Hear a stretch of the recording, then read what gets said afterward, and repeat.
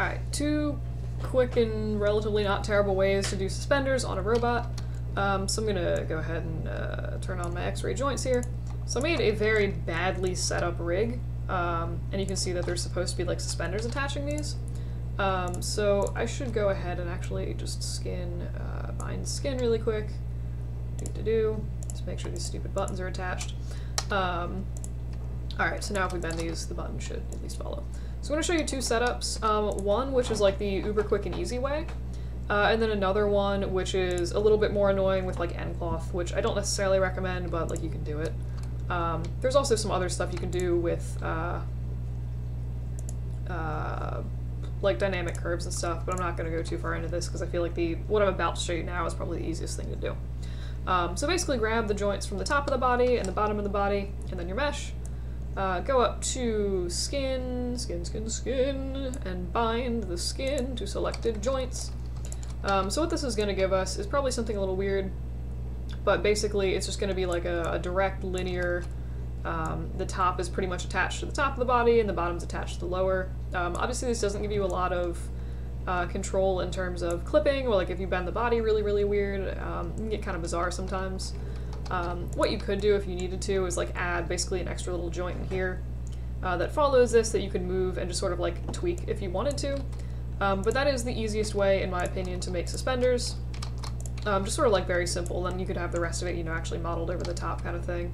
But basically just have an anchor point by the top and bottom of the body on your robot character, and then just be able to have that sort of go back and forth. No, like I said, this very obviously breaks down like if you have, you know, thick geometry and not like a little stick body here. It's going to be a lot harder to move stuff, so just be aware of that. So the other thing that you can do if you were so inclined, pretty much the same bit. I'm kind of looking at end cloth, not, it's been a minute since I used end cloth, but like I used to be decent at it. Is using end cloth. The benefits of that is going to be basically you just get a little bit more naturalistic sort of curves and what have you in the cloth. It doesn't look quite so linear. But again, this is something that I would qualify as a distinct stretch goal here. So we have this end cloth, just going to kind of like fall through the floor. So what we want to do is basically grab the top vertices, and we're going to go ahead and transform constraint that. Constraint top, and then do the same thing for the bottom. Arg, arg, arg, arg, where we grab this and see what G, cool, constraint bottom. And then what we can do is, I'm actually just going to be really lazy and just parent these under the joints. Probably a better idea to keep them separate and use like a parent constraint or something like that to separate them. But what we should have now, oof, glorious. I'm honestly not entirely sure why it like crushed the skeleton down, or like crushed the ends of the thing down. Actually, it could have been because I looked like I was maybe not starting on the first frame of the animation. I'm also going to do a very, very bad thing and keyframe directly on my very badly set up joints. So this is, again, not a thing that I recommend doing pretty much ever, but this is a really trashy demonstration, so I'm gonna go ahead and do that.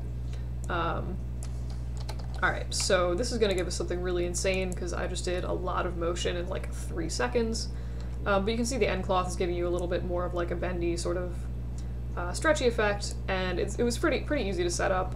Something like this, you don't need a huge amount of geometry to sim it, and actually having less geometry in this is actually kind of, in my opinion, a benefit, because you're not really going to get as much like excessively crazy you know, flipping or like ripples, which is not something you would really want in a suspender anyway.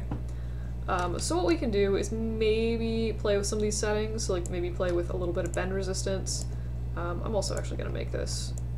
I will make these new material that is just a randomly colored, hopefully easier to see blend.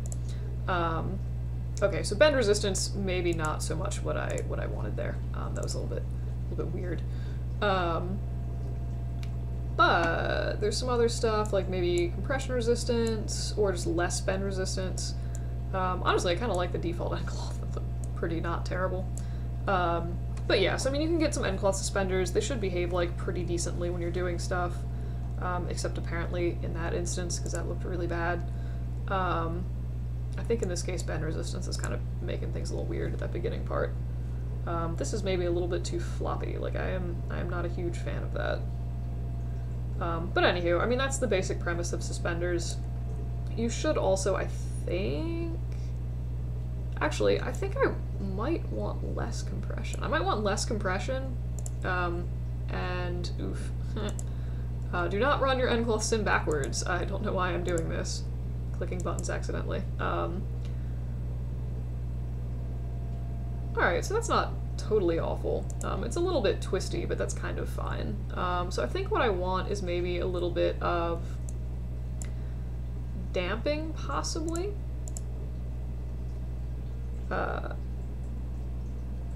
Okay, so that's actually probably nice. That gives it a little bit more of like a stiffer kind of elastic feel. It's not quite as like flaily as it was. Take that down maybe a little bit, and then see what happens if I add a little bit of rigidity. That was probably a lot of rigidity. It's not awful. But yeah, so I mean you can do some pretty decent little suspenders with end cloth, and it's not terribly difficult, and you can see that it is a little bit, again, kind of nicer looking than the rest of it. The beauty with end cloth is that it also allows you to go through and like you would be able to set these as passive colliders, so if you had, let's actually do it. What the heck? So let's say we had, you know, a shape like this or something like that. If we were to grab these guys and do end cloth, create passive collider, it should be able, like the cloth would theoretically stop when it hits that area. And you can see kind of like wrapping around rather than, you know, crushing through like this one does. So yeah, I mean that was just quick end cloth suspenders, I guess, and other suspenders, but probably the easiest way to handle those. Yeah.